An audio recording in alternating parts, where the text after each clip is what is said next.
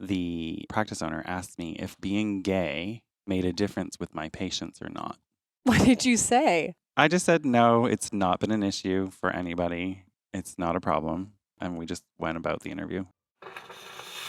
What's up, dental peeps? It's your girl Irene here with Tooth or Dare podcast. Hold on to your suction. It's about to get slippery. Joe Siegfried, welcome to the Tooth or Dare podcast. Thank you for having me. How are That's you? great. I'm good. It's been a busy week here at Under One Roof. I know. I don't know when this episode is going to go up, so people are going to be like, it's What's January. that, right? What's under one roof? We are recording live, as you can see, on the beautiful, wherever we are. We're a nook. We're in a nook outside of Texas Ballroom A and B.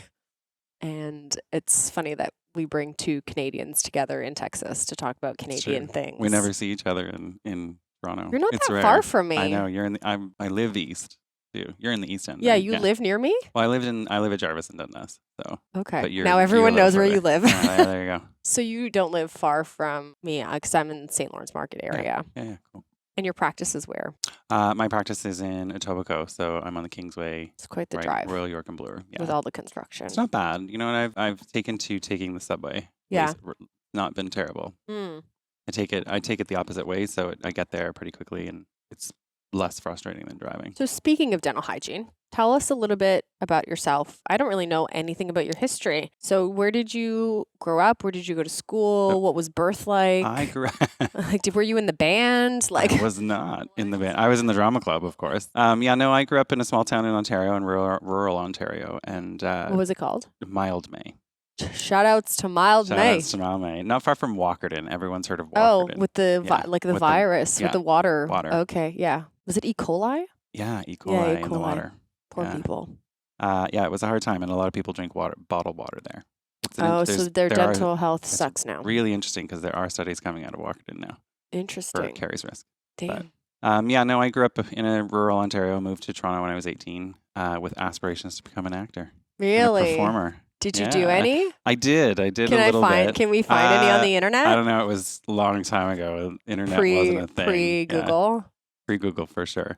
What kind of acting? Like, are we like musical theater? Musical theater, yeah. Stop. Do you know I went to musical theater high school? I didn't know that. I went to Wexford. Oh, right on. Yeah. Right on. Yeah. Yeah, no, it was my high school didn't prepare me for like post education, so I was, you try for a little bit, and then I fell into arts administration. Okay. What is arts administration for those of us like me that don't know what that is? Yeah, so I worked in box office and ticketing in the beginning, like just as a schlep.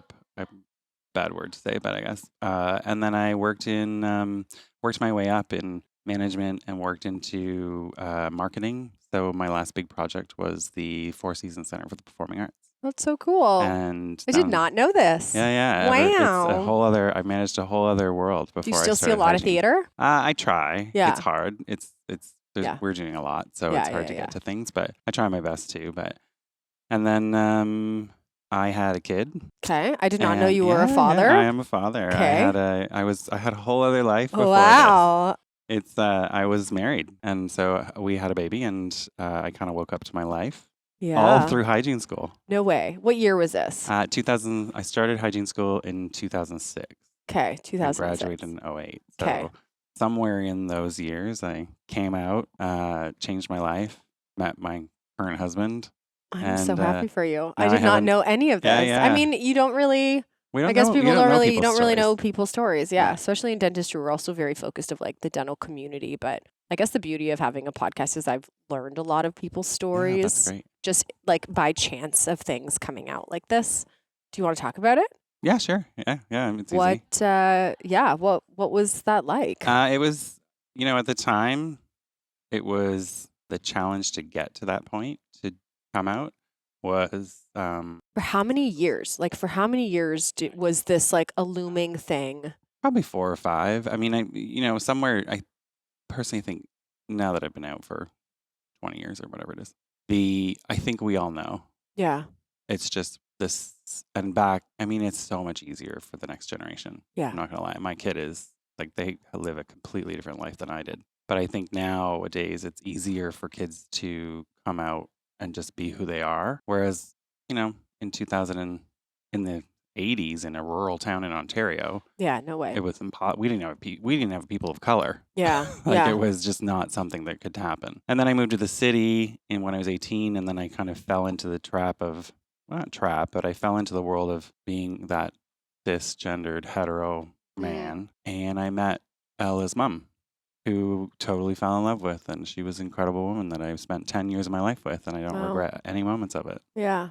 And she was smart enough to know that it wasn't really about her. Interesting. So we have a very atypical story in that we spend Christmas mornings together. The four Sounds of like us, she's very supportive. Yeah. Is she supportive throughout? Oh yeah, for sure. And I know that she's gone through her own process of change for sure, but it was definitely all of our families were supportive. Like I spend lots of time with her family still, and she spends some time with my family, and we just make it work. And I think it really came down to understanding that this little tiny human would have grown up a really unhappy human. Yeah. If we just kept ourselves in that situation. Yeah. So, and then very shortly after it all happened, I met Bradley, my husband. Who I met. Who you've met. Oh, I saw you guys at the pool, and I'm like, oh, they're so cute. Yeah. I didn't come over to say hello, but I saw you guys like floating around. Yeah. Really so he's sweet. great, and we've been together 15 years, 16 years. So he met Ella when she was about 2, somewhere in there. So she really doesn't know. She doesn't really know anything different because at 2, like, what do you remember? She doesn't. Yeah. She doesn't. She just knows, like, and she's lived in both houses full time, and we always had this sort of co-parenting situation, which makes us very lucky in that we got a couple of days off every week. Like there's definitely people who are co-parenting now. There's a benefit to the kiddo. Sure. Yeah. Because they get a really if you have a good well-rounded co-parent thing. situation. Yeah, What was so you were in dental hygiene school when you came out? Yeah. What was that like? So I was on Monday, you're straight, and then Tuesday by Friday, you're gay. So I think most of my classmates were younger. So I went to school when I was 27 or 28 years old. So my classmates were significantly younger. I, of course, was one of 4 guys in my program. Yeah. So the other 3 being few males in dental hygiene. Yeah. Right. So we're only 2% of the population in Canada. Mm-hmm. It's about 6% in the US. But yeah, so of course I was surrounded by females who were totally supportive of the whole thing. And it wasn't, again, I was somewhat of a leader in my program in that, I was the class rep. I'm not surprised. What have you. I'm so not surprised. Everyone was completely supportive and just like, okay. So did you tell people, or did you just? I just kind of. It just happened. Yeah, I feel like it happened somewhere midway through first year. I can't quite remember the exact, but by the end of the year, like our class party at the end of the year, which was a whole year later, I had already met Bradley. So he came to the class party. And they're like, oh, there's a Bradley now. But they had met Kristen. Yeah. In first year. Yeah. So it's just we just kind of made it. And no, it wasn't really. That's great. There wasn't a lot No of one really drama. made a big deal. Nobody was that. Yeah, that's really great because you hear those stories and then that's just like terrifying. And we have many friends that have had awful situations happen. And understandably, it all depends on how the situation unfolds. Yeah. And I think for us, I think it was clear to people that we were doing it for the right reason. Yeah. Is there a dental community? Not really. Is there... No. Is there a group? Do we need a group? I think we need a group. Not a bad idea. I've thought about it. I actually was attending a lecture yesterday of a friend of mine who was talking about the LGBTQ world and dentistry. And, and we really don't have a community. I feel like we need to look this up on the internet. There's got to be. There's a Filipino Dental Hygiene Association in Ontario. Yeah. Really? It would be interesting to see. I'm sure there's probably some sort of Facebook group or I don't know if there'd be an association, but I've actually never really inquired. But That's fine. I'm lot Googling of us it. Out there. Yeah, it says several dental groups and resources are available to support the community. But let's see. Organizations like the Houston Equality Dental Network. Oh, so there's a bunch of groups. I don't know if they're Yeah, you're going to make me look it up now. I'm going to link all of this below, this entire search. The Alliance for Inclusion, which is a dental school organization, APLA. So the schools absolutely have alliance organizations. Yeah. But again, beyond graduation. I don't know what's Houston out there for us. Equality Dental Network seems to be one. Increasing awareness of the LGBTQ plus topics in dentistry. I wonder if that's for patient-specific things versus in the dental community, dental Well, consultations. There definitely needs to be some general education in the dental community. Yeah. And that's why I do a lecture on HIV, but it's focused on LGBTQ and how they're treated in practice. And it was born out of me recognizing that people I worked with had no idea what gay life is about. Dental software companies too also need a little assistance. We had to when I opened my practice, I got the intake medical history forms. And I'm like, A, this is offensive. B, it's not inclusive. And I had to message them to can we have a identification section where someone, and they're like, sure, we'll just leave an other with a box. And I'm like, no, that's not really No. inclusive. I want to list. They're like, you want to list them all? And I'm like, yeah. Is that if you're listing? I simply have an how would you like us to identify you? Right. That. Okay. It's I found it a simpler sort of, as opposed to listing all of them. Some people just leave it blank, I think. But either way, I mean, so that was one thing. Okay, interesting. This was not what we were meant to talk about at all today, but I'm happy that we are. There's definitely a lacking in our dental community about what else could change? What else could positively change if you were to say, these are a few things that each dental office should consider? From a patient perspective or Yeah, from a staffing? Both. Absolutely from a both. perspective, there's an assumption that, I'll tell a little story about when I was hired by someone years ago. The practice owner asked me if being gay made a difference with my patients or not. In hindsight, I could have absolutely slapped a lawsuit on the person, but you could have fucked with them too. I know. Of course it does. Don't you know the intuition that we have? Right. What did you say? I just said it was an interview process, and I think it was my third job interview ever, and I was just like, I don't think you're allowed to ask that question on a job interview. No. I just said no. Wait, but how did he or she?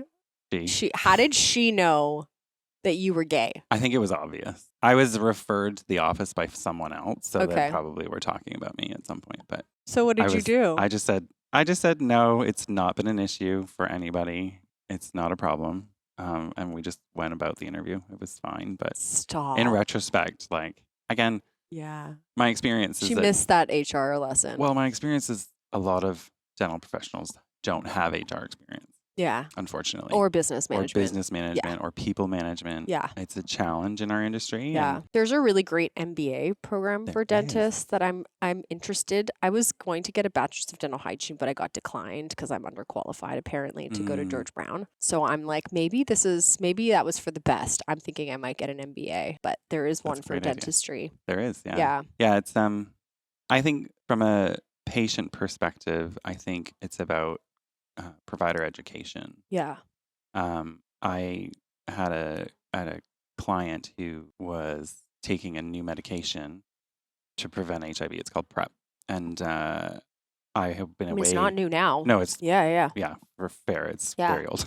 And I had been away I was working in a practice, it's a corporate practice, where I had the same patients every 3 months, and I'd been away for a day, so they had a temp in, and so 3 months later, I come back, and it's got HIV written everywhere. Oh. In bold, red, caps. Pop-ups. Yeah. Yeah. Quick, first of all, take your instruments, First of all, hide we them. don't do that anymore. Right, no. And this guy was in my chair, patient, and I said, so let's talk about your diagnosis. Yeah. He's like, I said, what are your counts like? When were you last tested? He's like, what diagnosis? He's like, what are you talking about? And I said, well, all I have here when you were in last is that you're taking HIV meds. She didn't even list the medication. Oh my gosh. He said, I'm taking PrEP. Yeah. And for those that don't know, it's a pre-exposure prophylaxis. And I was just mortified. And that was where I realized. Did you pull her aside? She was a temp. I have no idea who she was. Right. So I was mortified, obviously. And especially being a gay man who understands all of these. No, but I don't think that he thought that at all. He probably was like this woman was an idiot.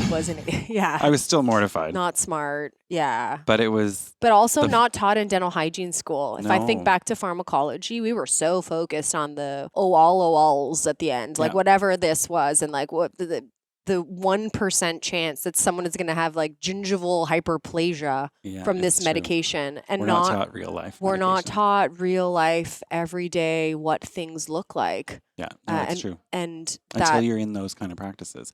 And it's funny because when I do my what HIV do you mean webinar, those kind of practices? well, like the world is the world. Like, it's true, but I have rural communities, people who take my webinar and who've been in rural communities that people that say to me, I've never met a gay person. Still. That you Canada, know of. That they know. My response, that you know of. My response to that is usually, yeah, you have. Yeah, you have. That you know of.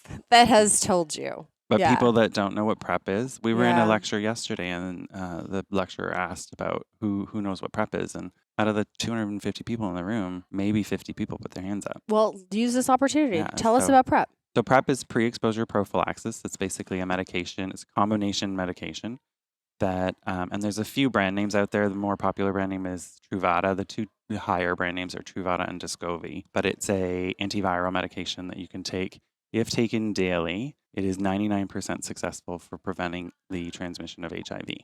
And then there's also DoxyPEP, which is doxycycline, which if you've been exposed to any kind of STI, including HIV, you can take that 2 days within 72 hours after an exposure. So it was kind of like the Plan B version. Yeah, essentially. Yeah. And PrEP has actually reduced HIV transmission in North America. That's incredible. I wouldn't say dramatically. There are new numbers coming out this year, but there's also, we've seen an increase. The reason DoxyPEP came out is because there was an increase in STIs because more people are having unprotected sex. Right. Condomless sex. Right. The verbiage has changed too. So we don't use safe sex anymore. Yeah. We use condomless sex versus. Why is that? Well, because PrEP is safe. Right. So they consider safe to be. So if you're taking your medication every day. Yeah. And it also takes away a little bit of the stigma. Yeah. But if you're taking your medication every day and you're having sex without condoms. Yeah. Your risk is basically none. Yeah. But your risk to STIs to everything else is high. Else. Yeah. So the verbiage, again, it takes a long time to change verbiage in general, but interesting. Yeah, especially within the community. But so as a dental professional, that's something that we should know. Like this should be talked about quite regularly. Yeah, it's an uncomfortable thing that we talk about, and we don't talk about it because people are uncomfortable about it. Well, because it's sex related. Because it's sex related. No one's going to talk about sex related things because God forbid we should. And most of the hygienists that are practicing now are probably not very comfortable having. They're not comfortable having gingivitis conversations. Like right. People are not diagnosing perio. Let's be honest. It's true. Huh. Yeah. Interesting. Yeah. I was very lucky in my early part. My very, very first job was in a very busy downtown practice close to the village. Yeah. So I had exposure to all sorts of different types of people. Yeah. That gave me the opportunity to learn a lot this was even before PrEP was even a thing. Yeah. So I had a huge advantage. And then I moved to like a little boutique practice where nobody had anything wrong with them. So it was, but I focused on other things. So it was. When I first graduated in a hygiene school, I lived at Yonge and Wellesley. And I dreamed of working at a practice in the village. I worked in Perio and would drive to Scarborough, but I would walk by the dental offices. I'm like, these look like fun places to work. They were. It was busy. We were in a very busy practice, but it was definitely a fun place to work. Yeah. For the however many years 2 or 3 years I was there. I think we should do a part 2 to this episode. We're going to record it right now, but I think this should be its own episode. Thank you so much for sharing your story.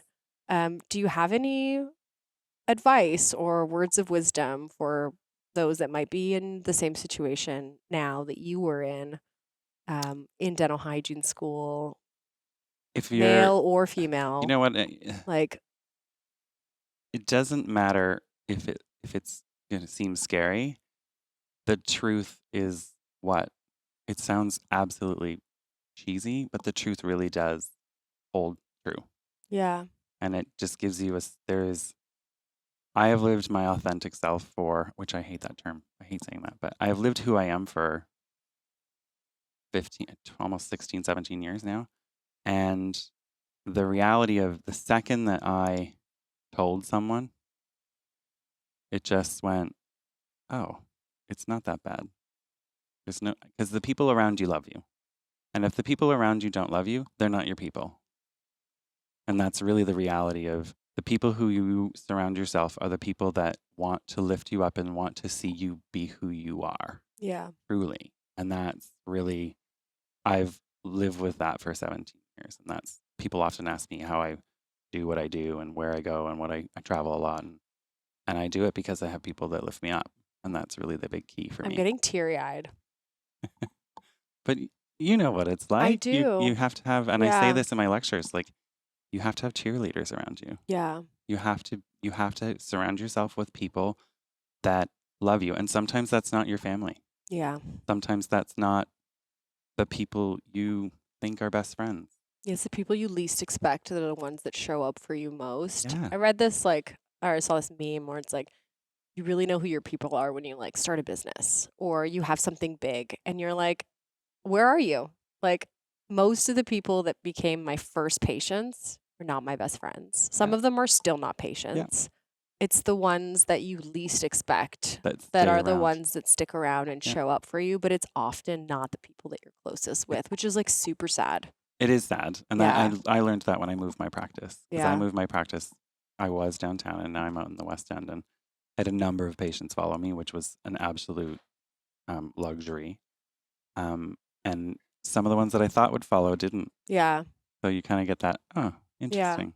Yeah. But it was definitely, it's important to make sure that you have people around you. And going through COVID, I learned that even more. Yeah. Wow. Okay, part 2, we're going to talk about Canadian things. Thank you, Joe. See you next time. Peace out, peeps.